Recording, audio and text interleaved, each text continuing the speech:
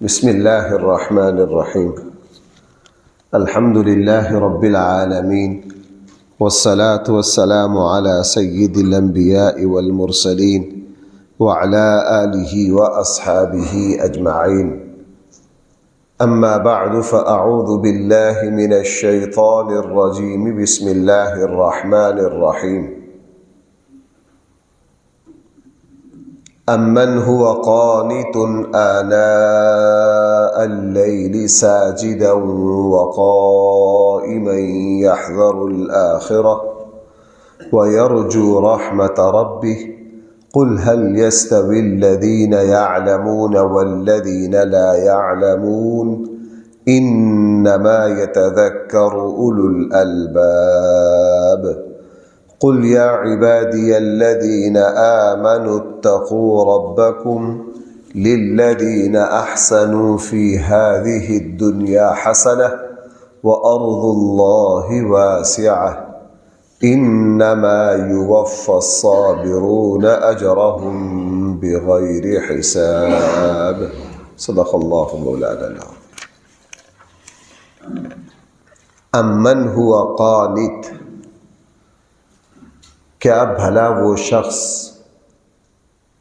جو اللہ کی عبادت کرتا ہے، اطاعت کرتا ہے، فرما برداری کرتا ہے، دل کی گہرائی سے اپنے اللہ کو یاد کرتا ہے، آناء اللیل، رات کے اوقات میں بھی، ساجداً، کبھی سجدہ میں پڑھ کر، وقائماً، کبھی کھڑے ہو کر، یحذر الآخرہ، اس کے دل کی کیفیت یہ ہوتی ہے کہ وہ آخرت سے ڈرتا ہے، وَيَرْجُو رَحْمَةَ رَبِّهِ، اور وہ اپنے رب کی رحمت کی امید رکھتا ہے. بھلا یہ شخص جو ہے، اب سوال آیا، کیا هَلْ يَسْتَوِي الَّذِينَ يَعْلَمُونَ وَالَّذِينَ لَا يَعْلَمُونَ، جاننے والے اور جاہل کبھی برابر ہو سکتے ہیں؟ نہیں ہو سکتے. جب نہیں ہو سکتے تو جناب جو شخص رات اس طرح اللہ کو یاد کر کے گزارتا ہے وہ کبھی بھی اس شخص کے برابر نہیں ہو سکتا جو رات کو غافلانہ حالت میں گزارتا ہے. قرآن کریم نے پہلی بات یہ ارشاد فرمائی کہ اللہ کے وہ مقرب بندے جن کی زندگی غافلانہ نہیں ہے، جانوروں والی نہیں ہے، ان کی زندگی کا مقصد صرف کھانا پینا پہننا، خواہشات، موج میلہ، مستی، کھیل کود، صرف یہی نہیں ہے. ان کی حالت یہ ہے کہ وہ رات کو اللہ کو یاد رکھتے، اللہ کے سامنے سجدہ ریز ہوتے، ان کو یہ احساس ہوتا ہے ہمارا کوئی رب ہے، ہماری زندگی کا کوئی مقصد ہے. وہ اگر رات کی عبادت کرتے ہیں تو ان کی دل کی کیفیت کیا ہوتی ہے، یہ بہت یہاں قرآن نے اہم بات ارشاد فرمائی. ان کی کیفیت یہ ہوتی ہے، کر وہ اللہ کی عبادت رہے ہیں لیکن اللہ کی ناراضگی اور پکڑ اور آخرت سے ڈرتے بھی ہیں، اللہ تعالیٰ کی رحمت کی امید بھی رکھتے ہیں، دونوں کیفیتوں کے ساتھ چلتے ہیں. جب اللہ تعالیٰ کی پکڑ کی طرف توجہ جاتی ہے ڈر جاتے ہیں، اللہ تعالیٰ کی رحمت کی طرف متوجہ ہوتے ہیں تو دل امید سے بھرتا ہے. خوف اور امید کی یہ کیفیت اپنے دل میں اکٹھے کیے ہوئے ہیں. رسول اللہ صلی اللہ علیہ وسلم ایک جگہ تشریف لے گئے تو ایک نوجوان جو تھے وہ مرض الوفات میں تھے. غالباً اللہ کے نبی انہی کی خیر خیریت پوچھنے گئے تھے آخری لمحات میں. اللہ کے نبی نے سوال کیا، پوچھا کیا محسوس کر رہے ہو؟ اللہ کے نبی نے کیا سوال کیا؟ کس کیفیت میں ہو؟ سادہ لفظ میں یوں کہ دل میں کیا چل رہا ہے؟ انہوں نے عرض کیا، اللہ کے رسول، اللہ تعالیٰ کی پکڑ سے ڈر رہا، اللہ تعالیٰ کی پکڑ سے ڈر رہا اور اللہ تعالیٰ کی رحمت کی امید بھی ہے. رسول اللہ صلی اللہ علیہ وسلم نے فرمایا اس آخری وقت میں جس دل میں یہ دو کیفیتیں جمع ہو جائیں کہ اس کو اللہ کی پکڑ کا خطرہ لگا ہوا ہو، ڈر لگا ہوا ہو، اور اللہ تعالیٰ کی رحمت کی امید بھی ہو، فرمایا آخری وقت میں جس دل میں یہ دو کیفیتیں جمع ہو جائیں، رسول اللہ صلی اللہ علیہ وسلم نے فرمایا اللہ تعالیٰ اس کو اپنے عذاب سے بچا لیتے اور اللہ تعالیٰ اس کو اپنی رحمت سے نواز دیتے۔ اس لیے یہ کیفیت صحیح ایمان والے متقی بندے کی، صحیح مسلمان اور مومن کی کیفیت یہ رہتی ہے کہ کبھی ڈر، کبھی امید، کبھی یہ کہ انشاءاللہ اللہ فضل کرے گا، کبھی ڈر کی کیفیت آ گئی کہ یار میرے پلے ہے کچھ نہیں۔ یہ جو اللہ کے نبی نے فرمایا نا ایمان خوف اور امید کے درمیان ہے، یہی کیفیت اصل ہے۔ ان میں سے کوئی ایک کیفیت بڑھ جائے دوسری مغلوب ہو جائے، کام خراب ہو گیا۔ اگر کسی کی خوف کی کیفیت اتنی بڑھ جائے کہ امید کی کیفیت کو وہ آنے ہی نہ دے دل میں، تو اس کا سرا مایوسی پر جاتا ہے۔ اس کا نتیجہ بھائی کیا نکلتا ہے؟ مایوسی۔ وہ شخص اللہ کی رحمت سے مایوس ہو جائے گا۔ اور آپ کو پتہ ہے اللہ تعالیٰ کو اپنے بندے کی طرف سے مایوسی کی کیفیت بالکل پسند نہیں۔ اور اگر امید کی کیفیت اتنی بڑھ گئی کہ خوف والی کیفیت ہے ہی نہیں، تو وہ پھر آج کل کے ہمارے پیر صاحب بن جائیں گے، جن کے پاس جنت کی ٹکٹ جیب میں ہوگی۔ وہ کہیں گے کہ مسئلہ ہی کوئی نہیں، سارے مریدوں کا کوٹا اللہ سے 1 منٹ میں جنت کا لینا کوئی مسئلہ ہی نہیں ہے۔ تو بھائی یہ دونوں کیفیتیں کیا ہوں؟ ملی جلی ہوں۔ یہاں قرآن کریم نے ارشاد فرمایا وہ لوگ اللہ کو یاد کرتے ہیں۔ اللہ کو کتنا کی یاد کر لیا جائے کہ بندہ رات کو اللہ کی عبادت کرنے والا شمار ہوتا ہے، رات کو غافلوں میں شمار نہیں ہوتا۔ صحیح حدیث ہے، رسول اللہ صلی اللہ علیہ وسلم نے فرمایا جس نے عشاء کی نماز اور فجر کی نماز جماعت سے پڑھ لی، 2 حدیثیں یاد رکھیے، جس نے عشاء کی نماز اور فجر کی نماز جماعت کے ساتھ پڑھ لی، آقا کریم صلی اللہ علیہ وسلم نے فرمایا اس کو کل قیامت والے دن اللہ سے غافل بندوں میں ہرگز اٹھایا نہیں جائے گا۔ یعنی جس نے عشاء کی نماز جماعت سے پڑھ لی، جس نے فجر کی نماز جماعت سے پڑھ لی، وہ اللہ کی ذات سے غفلت میں رات گزارنے والا بندہ نہیں ہے، بلکہ اس کی رات اللہ کی یاد میں شمار ہوگی۔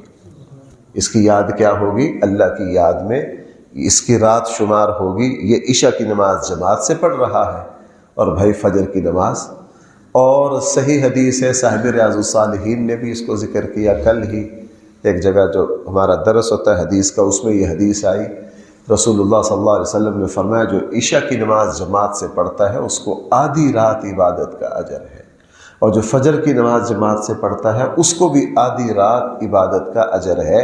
تو جس نے دونوں نمازیں پڑھ لی تو بھائی اس کی پوری رات عبادت میں شمار ہے، پوری رات۔ تیسری حدیث کو بھی ملا لیجئے، رسول اللہ صلی اللہ علیہ وسلم نے فرمایا اہتمام نماز اور انتظار نماز کا بھی وہی اجر ہے جو اجر نماز کا ہے۔ جو اجر بھائی کس کا ہے؟ نماز کا ہے۔ آپ فجر کے لیے رات کو آپ نے الارم لگایا کہ یار صبح اتنے بجے اٹھنا ہے، اور مسجد دور ہے، جامع مسجد صلی اللہ علیہ وسلم میں جاتے جاتے مجھے آدھا گھنٹہ چاہیے۔ آپ پہلے اٹھے، پیدل چلے، موٹر سائیکل نکالی، یہ جب سے الارم لگایا صبح اٹھے، بھائی تیاری پر اچھا خاصا وقت لگتا ہے کہ نہیں؟ یہ سارا، اور رسول اللہ صلی اللہ علیہ وسلم نے فرمایا جس وقت تم نماز پڑھ کے فارغ ہو جاؤ اور تم نماز ہی کے معاملات میں رہو، مسجد ہی میں رہو، جب تک تم مسجد سے نکل نہ جاؤ وضو نہ ٹوٹ جائے، فرمایا یہ سارا وقت نماز ہی ہے۔ یہ سارا وقت کیا ہے؟ اب مثلا میں بطور مثال آپ سے عرض کروں، جو دوست 4 بجے اٹھے ہیں، کتنے بجے اٹھے؟ 4 بجے، اور ابھی ٹائم ہو رہا ہے 5:30، درس ہوگا، فارغ ہوں گے، تلاوت کریں گے، اشراق پڑھیں گے، مسجد میں رہیں گے، وہاں سے جائیں گے۔ اگر یہ ایک کیفیت ہماری 6:15 6:30 تک رہی گھر پہنچتے پہنچتے، چونکہ واپسی کا سفر ہی بھی نماز میں شمار ہوتا ہے، تو نماز کا اجر صرف 2 رکعتوں کے ٹائم کے برابر ملا یا یہ 2-2.5 گھنٹوں کے برابر ملا؟ 2-2.5 گھنٹوں کے برابر اجر ملا۔ رسول اللہ صلی اللہ علیہ وسلم کے صریح صاف ارشادات ہیں۔ اس لیے یہاں جو تعریف اللہ تعالیٰ اپنے بندوں کی فرما رہے ہیں، وہ جو رات کو اللہ کو یاد کرتے ہیں، جو دن کو اللہ کو کیا کرتے ہیں، کم سے بندہ عشاء اور فجر کی نماز تو اللہ کے فضل سے اللہ اس کی توفیق دے ہی دیتے۔ ہاں، اس کے علاوہ بندے کی کیفیت ہو سوتے ہوئے اللہ کو یاد کر لینا، سونے کی دعا پڑھ لینا، اگر کبھی رات کو آنکھ کھل گئی زبان پر کسی کلمہ اللہ کی یاد کے کلمہ کی عادت ہو جانا، جیسے حضرت عبداللہ ابن عباس رضی اللہ عنہ فرماتے ہیں کہ میں نے رسول اللہ صلی اللہ علیہ وسلم کو رات کو سوتے ہوئے سنا، آپ جب کروٹ لیتے تھے تھوڑی سی بیداری میں آتے تھے، فوراً اللہ کو یاد کرتے تھے۔ کس کو یاد کرتے تھے؟ شروع میں مشکل ہوتا ہے، آہستہ آہستہ بھائی یہ چیز کیا بن جاتی ہے، اور جب یہ چیزیں روٹین میں آ جاتی ہیں، طبیعت کا حصہ بن جاتی ہیں، اور آپ کو سچی بات یہ ہے کہ انسان کے جب آخری لمحات اور کیفیات آتی ہیں تو پھر وہ جو ساری زندگی کا کیا ہوا نیک عمل ہوتا ہے وہی۔ اب ہمارے یہاں اس طرح کی چیزیں آتی ہیں، میرے ساتھ تو چونکہ لوگوں کے رابطے ہوتے ہیں، ایسی چیزیں بتاتے ہیں کہ جی ابا جی ہسپتال میں آخری کیفیت ہے، وہ یہ کام کر رہے، کیوں؟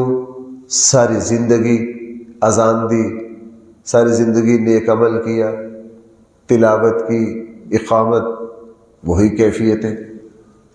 آخری وقت ہے، کوئی توجہ نہیں، وضو کر رہے، کیا کر رہے؟ وضو کر رہے۔ میری والدہ کے جو آخری 14-15 دن بالکل کوما کے تھے، اس میں کسی چیز کی ہوش نہیں تھی، لیکن اتفاق سے کچھ وقت کے بعد وہی وضو والے ہاتھیوں کیا کر رہے، ان کو وہ اپنی اولاد کو نہیں پہچان رہے، لیکن وہ وضو چل رہا ہے۔ کیا چل رہا ہے؟ وضو چل رہا ہے۔ تو بھائی کیا ان اداؤں پر اللہ رحم نہیں فرمائیں گے؟ کیسے ہو سکتا ہے؟ وہ تو بہت غفور الرحیم ہے، وہ تو بہت زیادہ مہربان ہے۔ تو بندہ جب لمبی زندگی ایک نیک عمل کرتا رہتا ہے بھائی، وہ پھر نیک عمل دل میں جگہ پکڑ لیتا ہے، وہ دماغ میں جگہ پکڑ لیتا ہے۔ اس لیے فرمایا اللہ کے جو نیک بندے ہیں، اب آگے دیکھیے، جو لوگ اس طرح رات گزارتے ہیں ان کے بارے میں قرآن نے فرمایا انما یتذکر اولو الالباب، یقیناً نصیحت حاصل کرتے ہیں بھائی کون لوگ؟ دیکھو بھائیو، قرآن کی اپنی اصطلاحات ہے۔ قرآن یہاں یہ فرما رہا ہے جو لوگ نصیحت پکڑتے ہیں وہ کیا ہے؟ اس کو الٹ مطلب کیا نکلا؟ جو لوگ نصیحت حاصل نہیں کرتے وہ عقل مند ہیں، وہ بڑے سے بڑے سائنسدان ہو، بڑے سے بڑے کتابوں کے مصنف ہوں، کچھ بھی ہوں، ان کے پاس علم کی، عقل کی جتنی مرضی سندیں ہوں، لوگ کہتے ہوں اس سے ذہین بندہ شہر میں نہیں ہے، لیکن جس کے پلے قرآن کی نصیحت نہیں ہے، قرآن کریم اس کو عقل مند ماننے کے لیے تیار نہیں ہے۔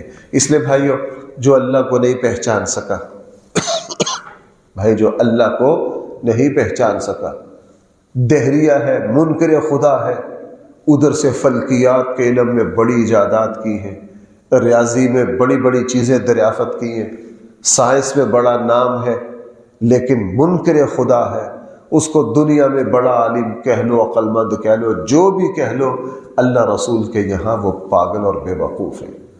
اللہ اور اس کے رسول کے یہاں کیا ہے؟ وہ پاگل اور بے وقوف ہے۔ میں نے بہت پرانی بات ہے، ہماری ایک کراچی کی ایک بہت بڑی شخصیت ہے مولانا اسلم شیخ پوری، بڑے مفسر قرآن تھے، اور پولیو زدہ تھے، دونوں ٹانگیں ان کی کام نہیں کرتی تھی۔ ایک مجلس میں میں موجود تھا، وہاں ان کی معذوری کا تذکرہ آ گیا۔ مولانا صاحب ان کو شہید بعد میں کیا گیا، ان کی معذوری کا تذکرہ آیا۔ انہوں نے ایک بڑی زبردست بات فرمائی، انہوں نے کہا یار حقیقت یہ ہے کہ معذور وہ نہیں ہے جس کی دنیاوی اعتبار سے ہاتھ پاؤں ٹانگیں کام نہیں کرتی، یہ معذوری 60-70 سال کی ہے زیادہ سے زیادہ۔ حقیقی معنی میں معذور وہ ہے جس کے پلے ایمان نہیں ہے۔ اولئک کالانعام بل ہم اضل۔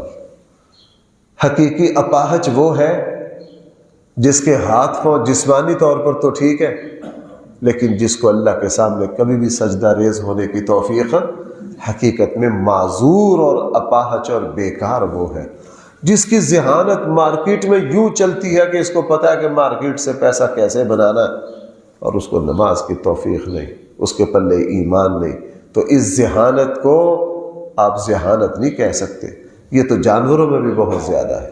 اس لیے قرآن نے فرمایا انما یتذکر اولو الالباب، یقیناً نصیحت حاصل کرتے ہیں کون لوگ؟